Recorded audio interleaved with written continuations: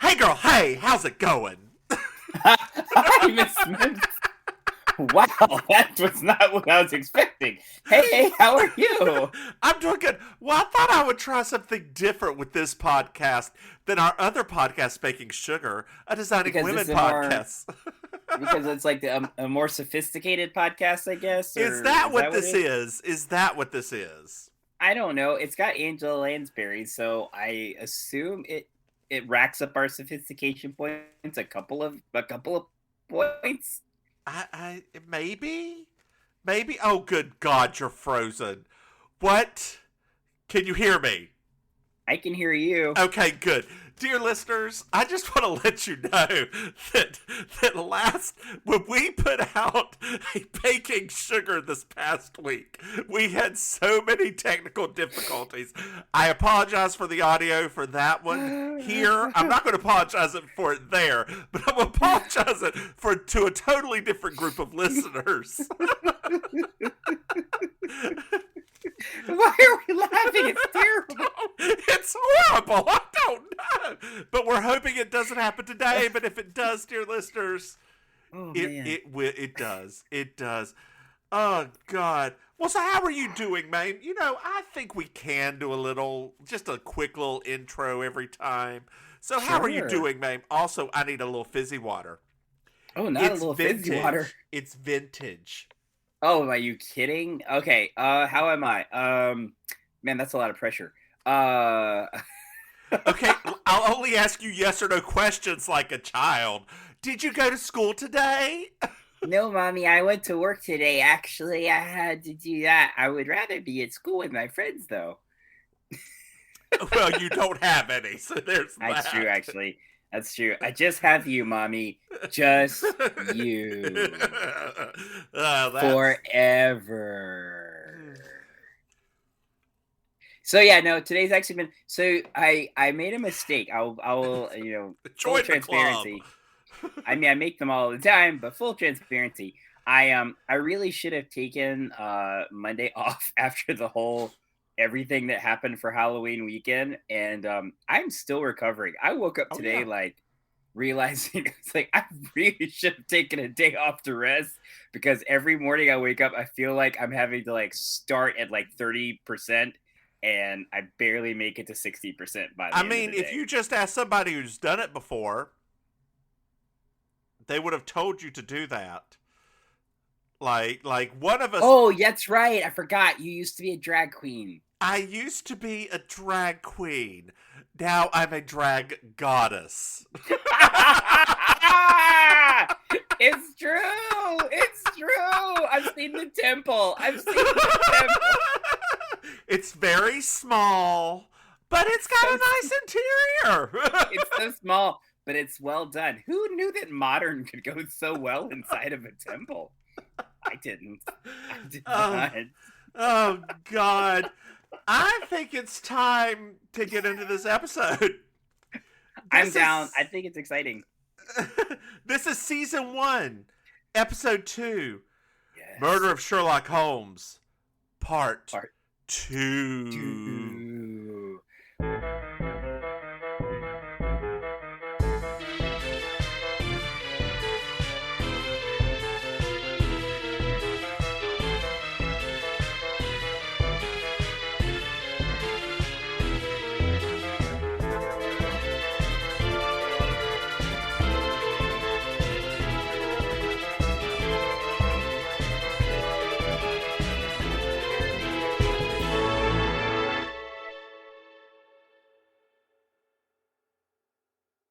Which, by the way, if you look on IMDb, they don't even split this into 2. They only have it as 1 episode. Yeah, Mr. Mims was like, "Why didn't you guys just do these 2 together?" And I was like, "That's effort, and that's an hour and a half long."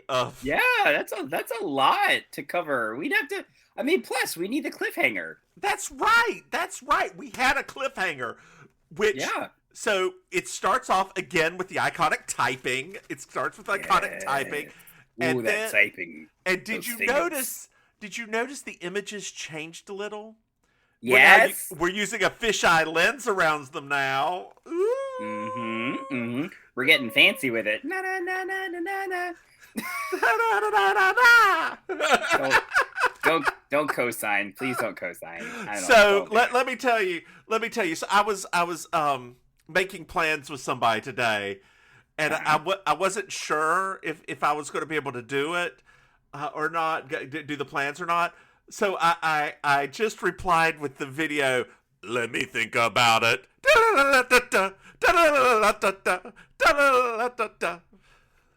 Yes,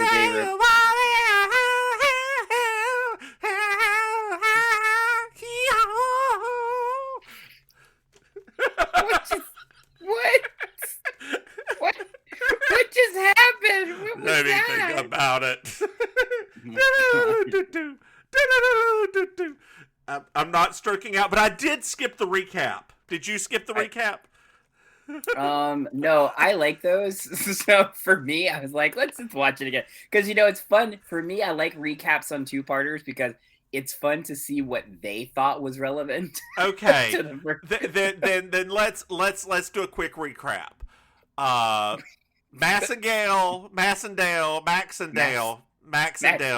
That's right. I was right about the name. You were. Is dead. He's still dead. Yep. We don't know who killed him. No. The captain was sent a private eye. And that's Maxendale. Grady was arrested, but then let go. Right. Ashley's a whore. Oh, she's not a full-on sex worker. Sorry, Mrs. Vickers. Mrs. Vickers. Vickers. Mrs. Vickers. These names, Vickers. Hey, girl, hey. How much better would it have been had it been like RuPaul? Oh, man, that would have been so perfect. I mean, we do have a couple of guest stars in here in this episode. We've got two very important guest stars. Oh, I actually wrote down 3 very important guest stars. We'll get to them as we go. So we'll see who you identified, and we'll see who I identified. I mean, one of them is a pretty big deal. Yeah. Well, and the other one's Stan Spornak.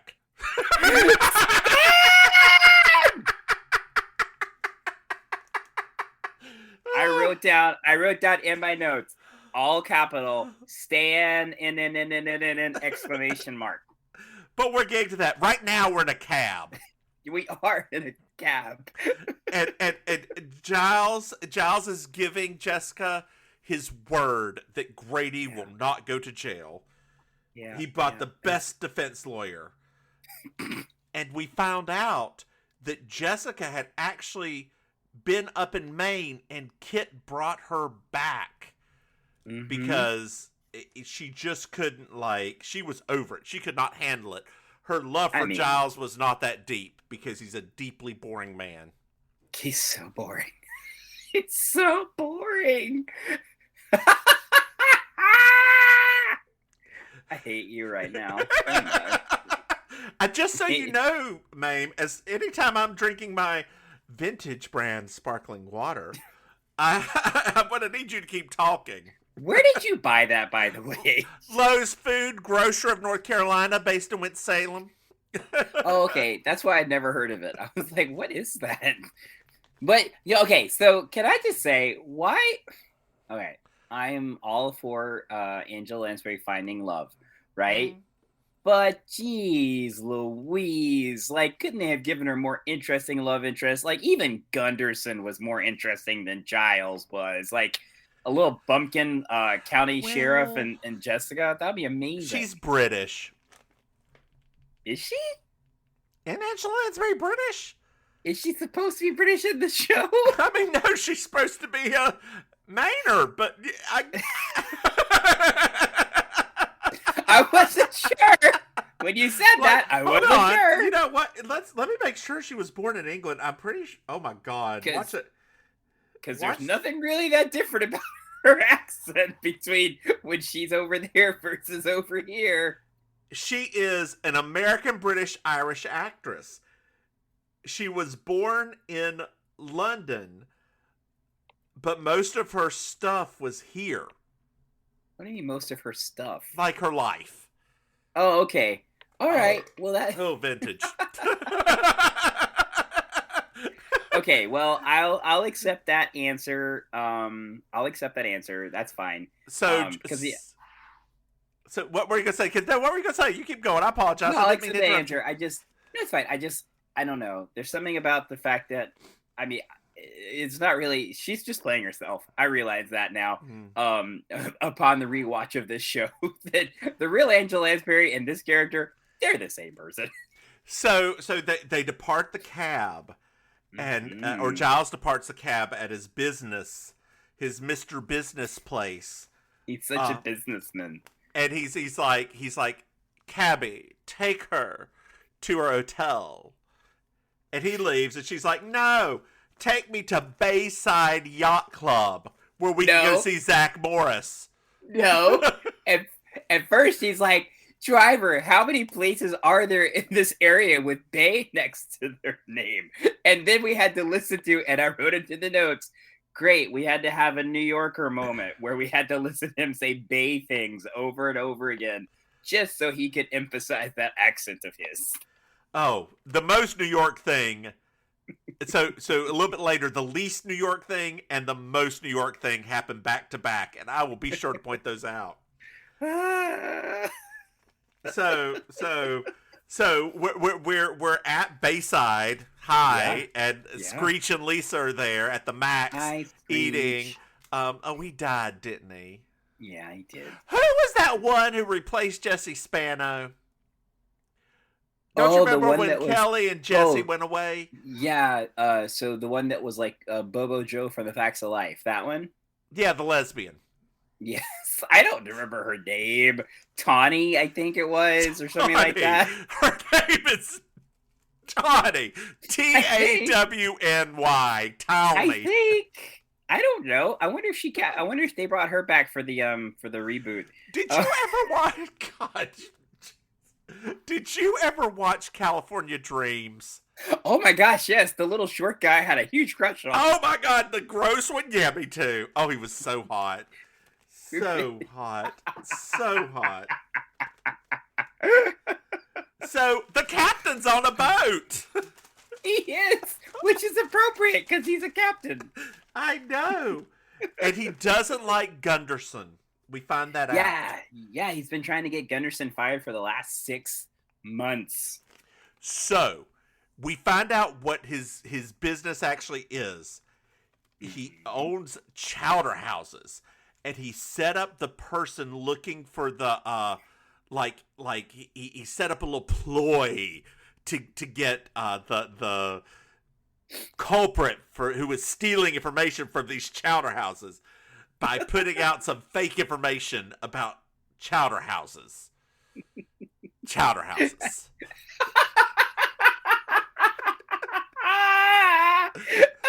Every time you say it, it's like you've been waiting your whole life. Chowder houses. Dear listeners, I would like to interrupt and mention that we have a Patreon.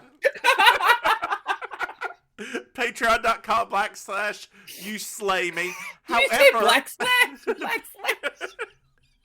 that comes later. Anyway. That's your Patreon bonus right there. But I will also accept sponsorships from chowder houses. Oh my God, please sponsor us, chowder houses. If you know of any chowder houses that need me to say that, I will gladly do it and leave Maim behind.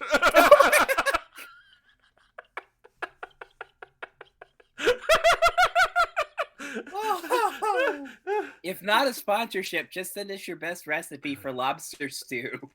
Take wild lobsters, not a bisque. Stew. I don't know. Stew. I wrote down 3 question marks. I was like, what? That's at the very end of this episode. But still, lobster anymore. What is... We have not been drinking, dear listeners. Or at least I haven't been. I've only had Dr. Pepper. Oh, God. So Jessica asked the captain, Who was the killer after?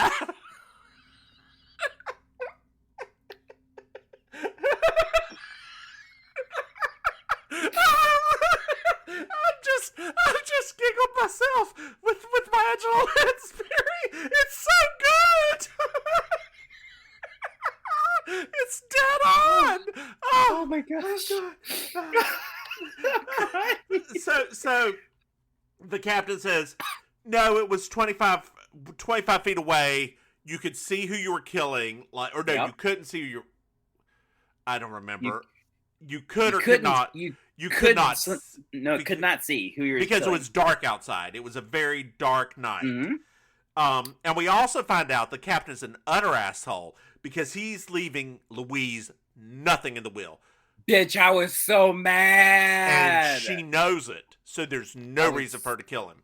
I was so mad. I was like, you, sir, are a piece of dog doo-doo. How dare you? No wonder she's an alcoholic. No wonder. So now, anyway, this is one of my favorites, right? It's because this is when Angela, she realizes that, oh no, Ashley must be the culprit. So now we have to get the dirt on Ashley. So come on, Grady, we're gonna go break into a building. So yes, they go back to the hotel real quick. She's running late. It's 7:30. 7:30. And then they're like, so okay. Late. Or no, it's 6. It's 6, and they were going to meet back at 7. They said, what time does the office close? And Grady's like, I don't know, 7:30? Yes, so they're going to go break in because Miss Vickers did it. I'm so glad that Grady, though, does give like a little moment of like, this is ridiculous. When he's like, oh yeah, I guess we'll just tack on breaking entering to my murder in one sentence. Yeah. So now we're at the office. A thoroughly modern 80s office. For chowder houses. For chowder house? No, they're the publishing place. No, this is the chowder place. This is the chowder place. This is the captain's chowder place. Did you not see the little? It was all very modern except for the one wall. The one wall of seafaring stuff. No, I know what you're talking about. I was getting Grady confused with Grady's girlfriend who works for the publishing place. I gotcha. Yeah, that's what it was. I was like, wait, I thought Grady is the girlfriend that we didn't really see much of in this episode until the end. Yeah. So they're in the office. Jessica's like, I'm going to go to Ashley's office. You look in the computer to find out things. I wrote down sneaking around ... ominous music. Yeah, I put in snooping music. They don't make snooping music anymore. It's awful. They don't. So she goes around to Ashley's office and she looks at this file cabinet that's black onyx that lifts from the top. And I'm actually, it doesn't match the decor on the rest of the office at all. And I'm like, who has a filing cabinet that lifts from the top that's made out of like stone? Like, I thought it was hot. I thought it was hot. It did not go with the rest of the office. And on top of that, there's an elevator. Oh no! Who's coming? Ashley! Ashley! Oh no! Ashley, who slept her way to the top, as it says right here. You love pointing that out, don't you? You just love it. You did it last time, so I figured I would this time. Hi, Jessica Hyde. Oh. And man, that orchestra, that CBS studio orchestra, they are laying it on thick at this point with those strings. Like, they are ratcheting that tension up. Yes. There's the world's largest spreadsheet in that file.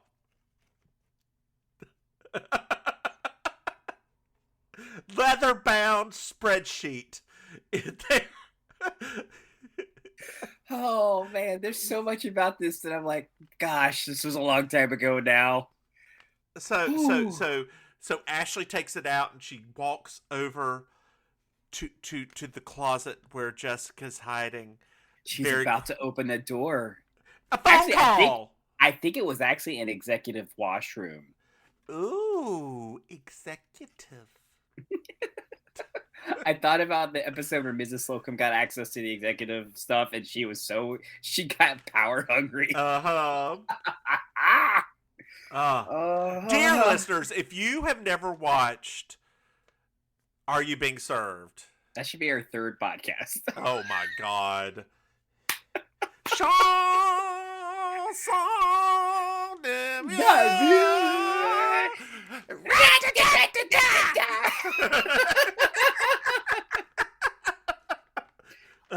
Now, God. mind you, this is how our podcast usually gets started. Is because we'll be like, "Oh, remember how much we love that thing? Let's do a podcast on it." Oh my God! You never know. You never know. And those are only like 20 minutes long. Yeah, they're short. Speaking of British comedy, are you watching Ghosts on HBO? Ghost? I don't know. Ghosts. Ghosts. Is it gay ghost? No. It's about a lot of comedy. S's there. It's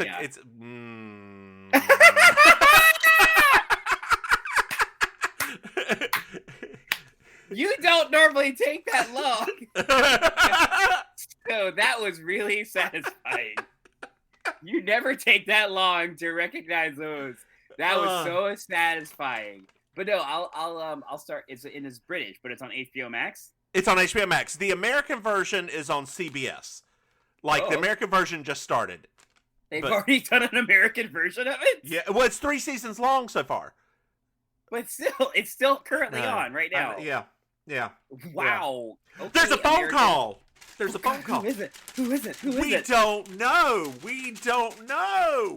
But the person. But Ashley says. Ashley got away from Jessica, though, right? Ashley did get away from Jessica. Oh, but good. She says on the phone, "I want no part of murder." Is she British now, too? Why is everybody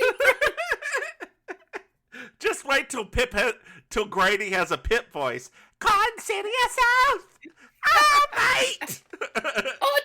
Auntie Jess, I don't want to do this anymore. Auntie Jess, why am I a murderer? They're going to do terrible things to me when I go to prison. I'm just a wee little man. I'm such a wee little man. Ashley leaves because she's going to go meet the person. Oh, okay, good. And Jessica runs after her. Literally. That's so. This is when they should mark it at the very bottom of the screen. Angela Lansbury's fitness video. They should always put that down as a little ticker on the bottom of the screen for people to actually go and watch it.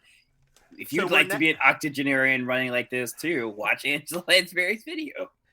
So Ashley gets on a bus downstairs. I wrote down, by the way, I said on a bus? I put a question mark, like, really? So now the most and the least New York thing happens. The least New York thing. The bus that's behind it is on time and running smoothly. The most New York thing. When she goes to pay, it's exact change only. And the woman behind is like, "I'll give you 75 cents for $1." By the way, that's the one that you didn't catch. Somebody that was also iconic, and you've already forgotten who she was. Who?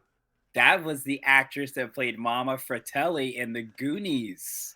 Oh, I have not watched The Goonies since I was like 6. It didn't leave a permanent impression on your brain?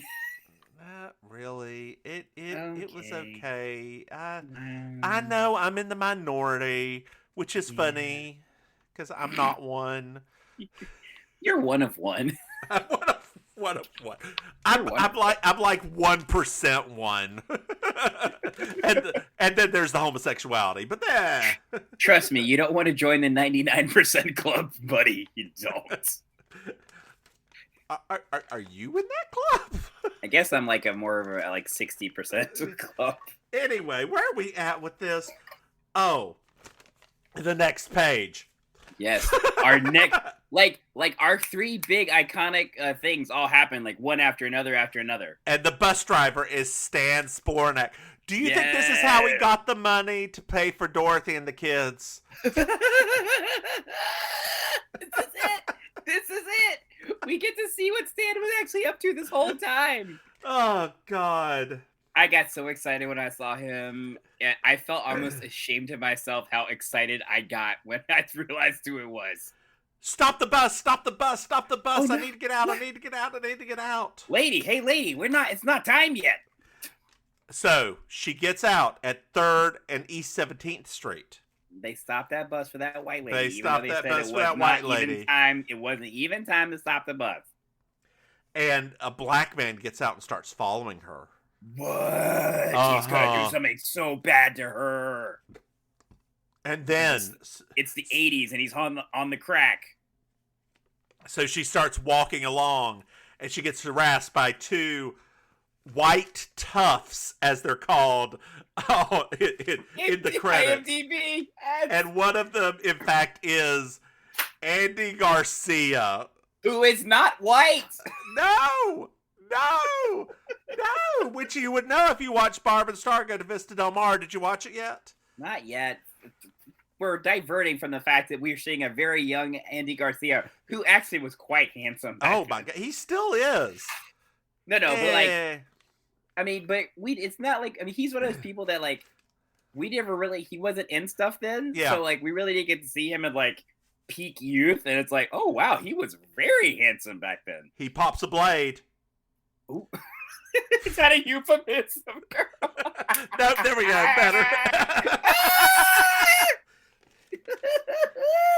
I may have one around here. Hold on. Let me see if I got a blade. I don't want to see your blade. You better put that away. They're gonna call the police on us. That is that. You know what though? That's true. That blade is so sharp. You can do a cut crease with that blade. Just can't even with you right now. The black man saves her. Oh my gosh. So he wasn't like a typical black man in the 80s on the crack. No, he was in fact an Anthony Bouvier. Oh, okay. Which, if you don't know that reference, please listen to Baking Sugar, a Deciding Women podcast, and join us in watching Deciding Women on Hulu. Please do. Please do. He loves her novel and says she's a star. And we look back and there's a poster of her with a mustache paint on it, because that's really what they would paint in New York. Not a big old dick on her face, just a little mustache. I mean, now it would be a dick on her face.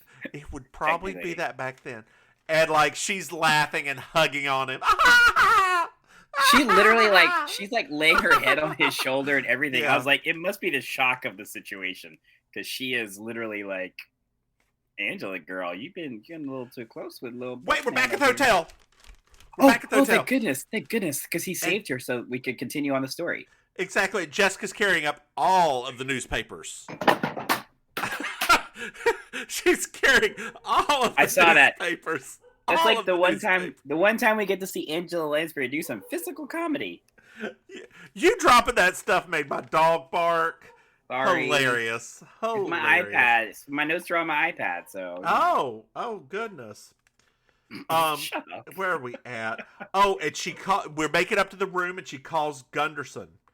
I wrote down about her calling Gunderson. I said, "Why is she yelling?" Because she just yells the whole time. I was like, well, he's half asleep. He's half asleep. I remember talking to you while you were still asleep over the phone sometimes. Oh, that's true, actually. I'd be talking to you at like 2 p.m. and you'd just be drifting right off back asleep. What? You had sleeping issues. It's okay. I still have sleeping issues. What are you talking about? I still have them. It's awful. It's like I would never wish it on. Gunderson to arrest Ashley. Whoa! She's kind of jumping to conclusions, isn't she? She just, Jesus Christ, dog. She.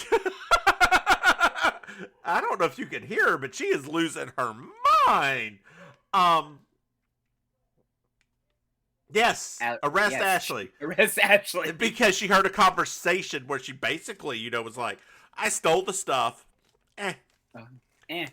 Then we also discover that there's Go ahead. No, you do it.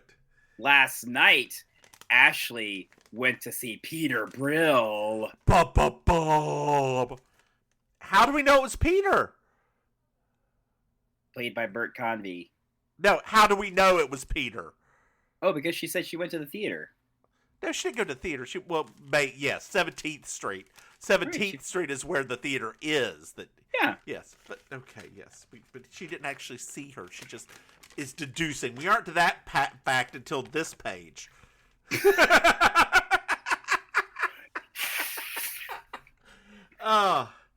So she's like, well, he must be holding auditions. He said he was holding auditions. And she's like, Grady's like, I can't find anything in these newspapers about it.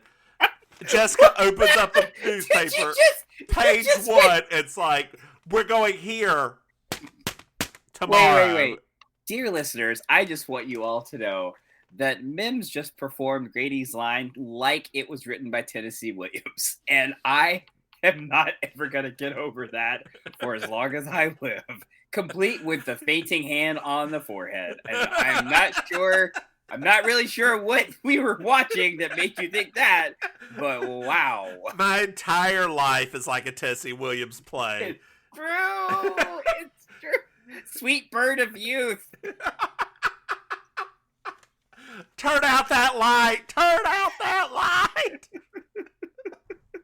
Okay, so then we go to one of my favorite genres of scenes, which is gangster girlfriend singing off key for my god, so off key. Do you know how much I love scenes like this? It is literally, and it's always the same. I've seen it a million times. There's always the gangster who looks really eager, and he's like, "Yeah, my girl," and I just love them so much. Sorry. Yes, and he's like, well, that I'll call you. That means I stink. Oh God! So he shoos them away. Yep. And Jessica in the background, and well, the gangster's like, "You got the dough for this play," and Peter's like, "Oh, got the dough," which made me kind of sad. Right? Because in an alternate universe, he wouldn't have had the dough, so he would have had to cast that girl in that musical, and that would have been an amazing presentation. And you just hear Jessica in the background. Just where did you get that dough? Her voice has changed again. Whatever. Angela Lansbury is multitudes. I just love it because it's like the show just turned into Sweetie Todd. Meat pies! Get your meat pies! Then it's just perfect because they're like in a musical with a musical thing, and suddenly she's doing the Sweet Todd voice. You're cast. You committed a murder. Oh no. So she basically says, I know you and Ashley were together. You this is how you got the money. You've been extorting it. Blah, blah, blah, blah, blah. Peter's like, no. And then Ashley appears. Ashley doesn't give him any time. She gives him no time. No time. Just like she's up in the mezzanine and she's like, we did it, but we didn't commit murder. That's what a murderer would say. Right? It's literally what a murderer would say. End scene, now on boat. Exactly. Right? It makes a lot of sense. So we're back at Bayside at the Max. Zach is eating some fries. Mr. Belding is there somewhere. Gunderson is there with the kids. And he received a call. Oh, jeez. And he gets stopped by some other cops. And he's like, I'm a cop. Here's my credentials, And they're being real suspicious. They're like, oh, we got to check it. We got to make sure. They received a call, too. Saying there was something to see there. Oh, that might have something to do with all those drops of blood all over the boat. I thought they were coffee. But you thought, no, that's blood. It wasn't red. And it weren't real brown. I think it's supposed to be dried blood. Okay. Because he goes in and he feels it, and because of that, that's why I was like, oh, it must be like blood spots. And so then he sees the trail of them leading to where. So they get up to the mast, to the sail, and he's like, hoist the sail, do this. Then some dramatic music plays. Very dramatic. And the captain comes rolling out the sail. He's dead. Oh no, poor Louise. That's all I care about. Nothing. Nothing. She gets nothing. We can end the episode now, and I just want to go over to Louise and her lawyer at this point. Well, luckily we do. But Louise refuses to be interviewed by the press. Oh, as you should when you're drunk. You should.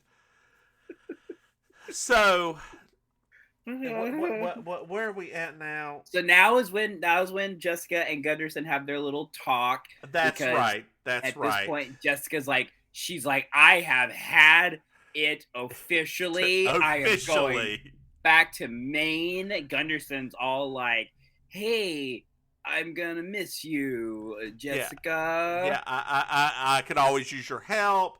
She offers him some lobster stew. That has to be some tough ass lobster. Only thing I can think. Lobster stew. Is that a thing? I'm gonna Google that real quick. Lobster stew. I can't with you. Lobster stew recipe. So we also get to have a goodbye with Giles. And I love this line that Giles utters when he says, I'm just a pampered rich man who's done nothing for himself. And I literally wrote, boo fucking who? What are you, who wrote this line? Yes. Why are we supposed to feel sympathy for you? His entire life is on automatic. And Jessica changed it. Like, I wanted to personally stab him after this little exchange because I was just like, you're a dick. We do find out that Ashley and Paul confess though. Oh man, that's really good because then it would just be Jessica's word versus theirs. Yes. So now we're at the train station. So wait, hold on. What would they have confessed to? Like stealing the documents? Yes. That they were extorting money because they extorted a lot of money from him. Oh, yeah.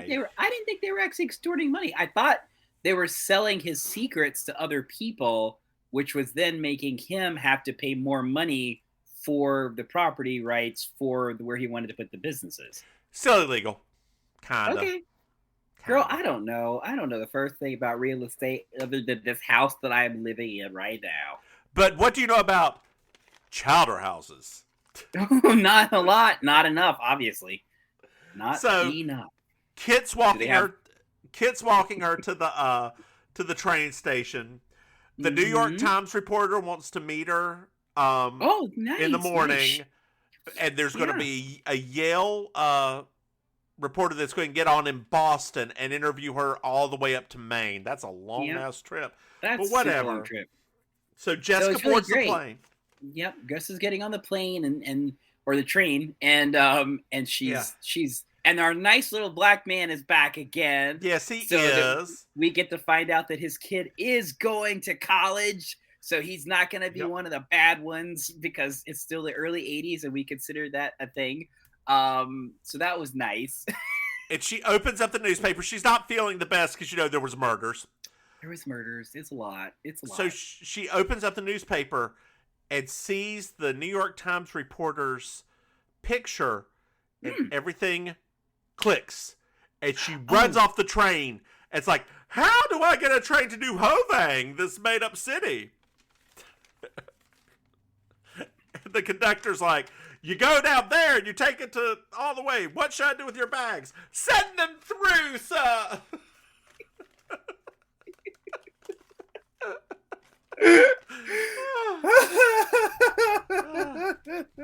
It's like the way that she did it too is just like so white big. Woman. So big. It's like Angela Lansbury's like the channeling of every bad Karen's power for good. It's like she just constantly is like, let me off this train, stop this bus, take me here. So the reporter from Yale calls Giles. Oh, okay. Because Jessica didn't show. Oh, that's right. She got off the train. And so Giles looks at the secretary and goes, Mrs. Black's secretary set me up a flight, a chartered flight to at some airport that was not anywhere near. Why didn't he just drive there? By the time he got out of the city with that traffic, he would already be halfway there. So why would he try to get a flight, go all the way over to the airport, which is all the way over there, instead of just going straight on? I don't understand. I bet you what he did was he probably got a helicopter over to the private airfield where his plane was on standby. You're right. We got that much money, you can do the helicopter. So we're now in New Havang. Jessica takes a cab to the house. The original house that we started off on. Yes. And he's like, are you sure you want to go? There was a murder there. And Jessica's like, I know, I was here. So she's like, I'll make it worth your while. They get to the house. She asks him to stay. He's like, nah. She's like, I'll make it worth your while if you stay. She does not do that. Dear listeners, Miss Mims just made her seem like a 1960s hooker. A little shoulder action. A little shoulder action. You like it? You like it? You like those varicose veins, baby? So, it's windy. There's some howling dogs. And then snooping music. More snooping music. More snooping music. She gets to the pool. She's looking at all these dials. She's about on the side where the dude was killed. Yep. And someone appears. Who is it? It's Giles. What? But I thought he was... What is he doing here? So Jessica turns around and is like, we're about 25 feet apart.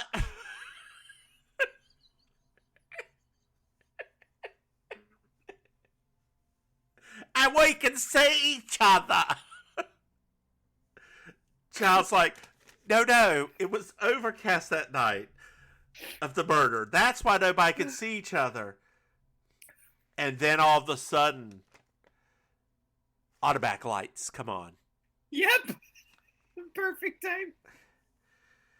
So she then goes through the killer must have known who Maxendale was. But then no, they thought it was Caleb, because Caleb's murder proved that they were actually after him the whole time. No, but he could see him now with the lights, because they don't go off until midnight. Oh no. Oh yes. We find out that Maxendale knew Giles. There were clues. What? How did he miss all of those clues? Maxendale knew who he was because the Count of Monte Cristo, my favorite sandwich.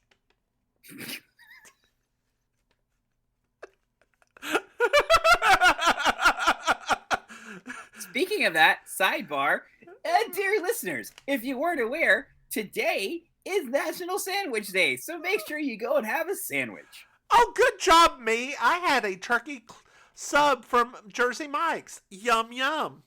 Nice. Jersey Mike's, if you want to sponsor us, come on down. Please do. We love your fresh meat. I had so much mayonnaise on it. So much mayonnaise. That's what makes it good, girl. I know. I love a mayonnaise sandwich.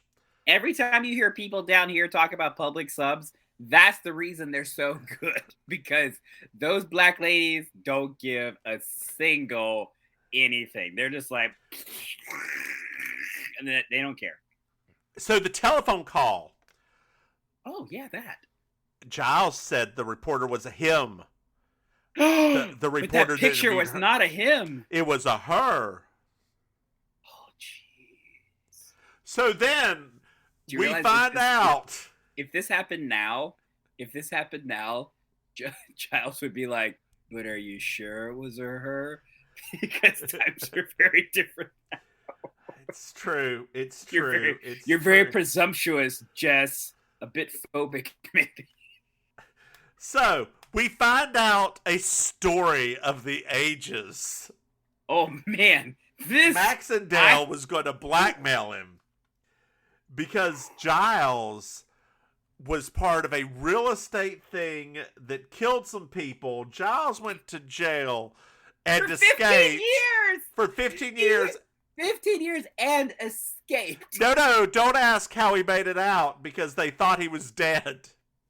Which means that he killed somebody else to escape. And then he financially destroyed all of the other people he was with. By starting a media empire. And then Giles turns to look at the guns as he explains why he shot him and how he shot him. And I wrote this down. I said it was a mixture of blind rage and blackmail. Yes. And so then he also killed the captain because, it seemed like, hey, the dude didn't get the right person, so I need to kill the captain too. Just to and nobody liked him anyway, so... The art of misdirection through murder. So Jessica, through all this, walks closer to him and turns her back on him. She's spiraling. I've got you in danger, girl, written down. She can't help it. She's spiraling. She cannot help it. Oh, God. So Giles says, I'm going to talk to Gunderson and admit everything. Which is the most ridiculous way to end this. Yes. This is so, like, if you trace this story and everything this dude has done to preserve the fact that he is who he is, and suddenly he's just like, I'm going to tell Gunderson. No, you would not. You absolutely would not. So now we're back at the police. Now we're back at the train station. Oh, Jess is finally leaving for good. She's like, Kit, y'all don't get Kit, Grady, don't elope. You're having Grady's not there yet. Oh, right. Remember? Grady's just no, Kit's not there. First. Kit's not there. Yeah, Grady's Kit's not there yet. Yeah, and then here comes Kit. Kit's like, Jessica, I've been looking everywhere for you, even though I knew probably where you were at. Yes, there's been the bodies of 2 wrestlers at Madison Square Garden found in the ring. One was stabbed, and the other was drowned. And then she's leaving, like she's like, don't elope. You're gonna have it at my homestead, whatever. Yeah, I love you both very much. And then as the train's going away, she just turns around and goes, drowned.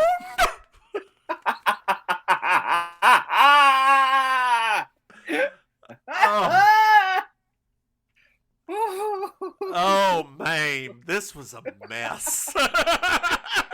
They're all like this. It's gonna be the most fun thing ever. They're all like this.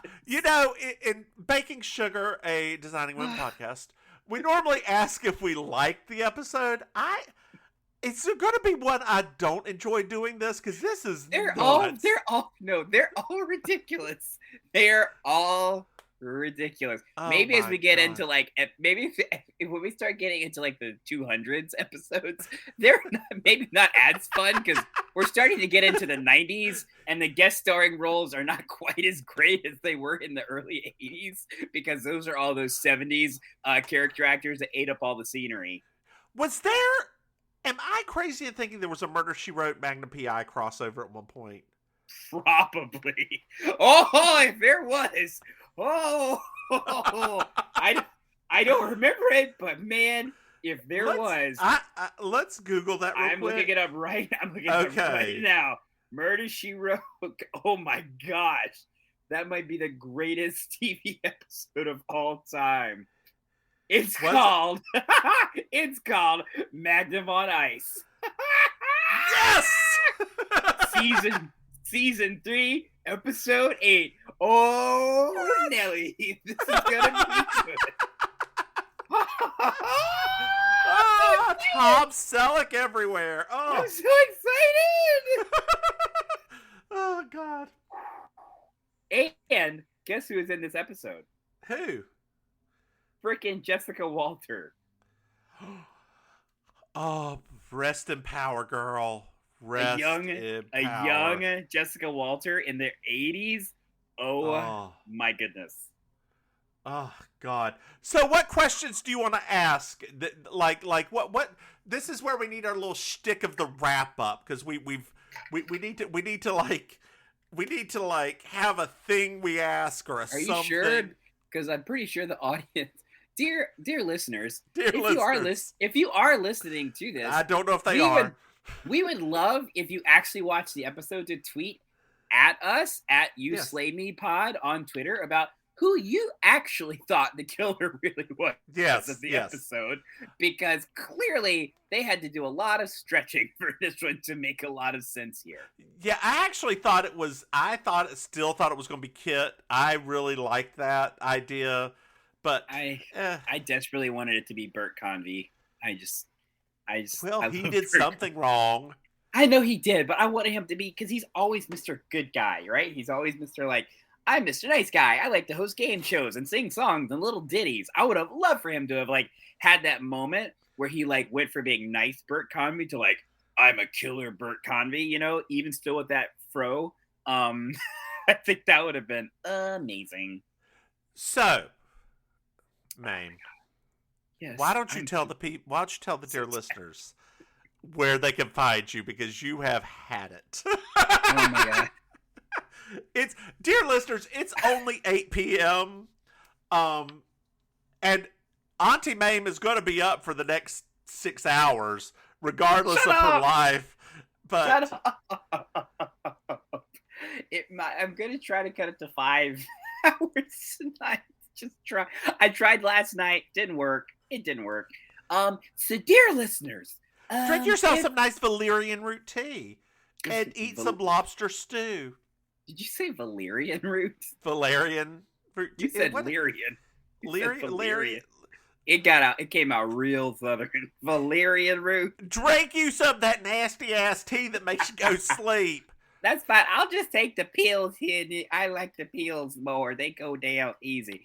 Anyway, dear listeners, so I fucking hate you right now. Okay, Donna Reed. Dear listeners, I can be like Donna Reed. I am married to a doctor, so I kind of am like her. But like a medical one? Shut up. Dear listeners, if you're enjoying our little tete-a-tete, please, you can find me on Instagram at auntie.maim. That's MAIM. On Facebook at I'm Your Auntie Maim, one word. You can find me in real life, the real life world. If you're down in Miami or Miami Beach, you can come by Kill Your Idol, which is a club on Miami Beach on Espanola Way. I host amazing colossal karaoke every Thursday night at 8:00, and tell them that Mims and Maim, you came to meet us. It'll just be me, but I can throw my voice. I'll be there in spirit. She can do the laugh. That's not even how I laugh, so I don't know what I'm talking about. Anyway, I'm the divine Miss Mims.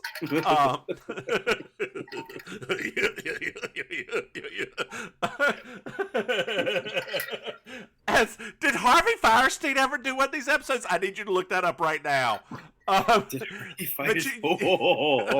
But you can find me at Divine Miss Mims on Twitter. You can find this podcast at YouSlayMePod on Twitter.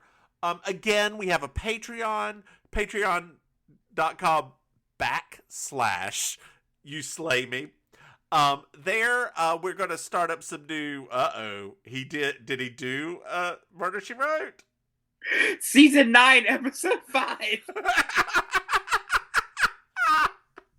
The Dead File. Oh, great. Anyway, we're starting to set up some goals. Our first goal is to get the ads gone. So if you can, support us there. We're going to set up a Discord where we're going to watch a monthly movie. You'll get a link to that.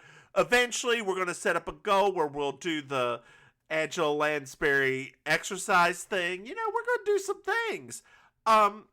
Maim, Maim, is your face stuck like that? Okay, good. No, check your Facebook Messenger. Oh no. Oh no. Oh no. I can't wait for this. Oh goodness. Folks, this is real time. This is, oh God, I have to open it because I'm old. It's going to take a minute. Especially since I was watching TikToks. Oh no. It's like the fattest Mr. Sheffield. Oh, it's gonna be so good. Oh man, there's so many seasons we gotta get through first. He is such a bear. He is the original bear. He really is. God. All right, Maim. I think we've done it this evening. What do you think? Oh gosh, I have had the time of my life tonight, and this is just what I needed to keep me going until I take my antidepressants. I appreciate it. Well, on that note, say goodbye, Maim. Goodbye, Maim. Bye, y'all.